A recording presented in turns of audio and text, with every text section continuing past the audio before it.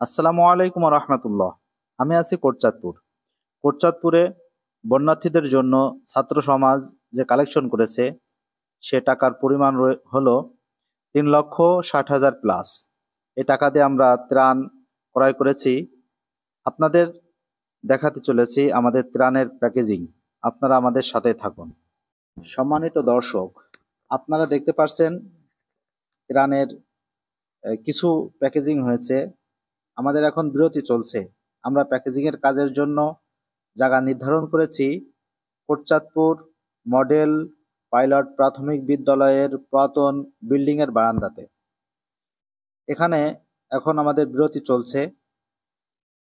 আমরা আপনাদেরকে দেখাচ্ছি যে আমাদের যে সমস্ত পণ্য আমরা ক্রয় করেছি তার কিছু অংশ আপনাদেরকে দেখানোর চেষ্টা করছি। আমরা এই ত্রাণগুলো বাংলাদেশের ঐতিহ্যবাহী জেলা নোয়াখালীতে নেয়ার আমরা সিদ্ধান্ত গ্রহণ করেছি। আপনারা দেখতে পাচ্ছেন আমাদের ত্রাণগুলো। আমাদের ত্রাণ বিতরণ এবং আসা যাওয়ার পথে যেন যাত্রাটা শুভ হয়, এজন্য আপনাদের কাছে আমরা দোয়া প্রার্থী। আপনারা আমাদের জন্য দোয়া করবেন। আমরা যেন দেশ গড়ার কাজে মানুষের পাশে থাকতে পারি। ছাত্র সমাজের জন্য আপনারা দোয়া করবেন। আমরা জানি আজকে শিশু আগামী দিনের ভবিষ্যৎ। আজকের ছাত্রই আগামী দিনের জন্য দেশ গড়ার কাজে লাগবে।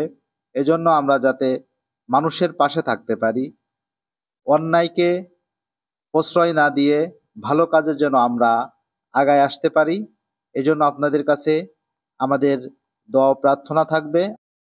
আপনারা ছাত্র সমাজের জন্য দোয়া করবেন, বন্যার্থীদের জন্য বিশেষ করে দোয়া করবেন যাতে আল্লাহ তাআলা তাদের জন্য খুব দ্রুতই ইহসান করেন, তাদের উপর রহমত দান করেন।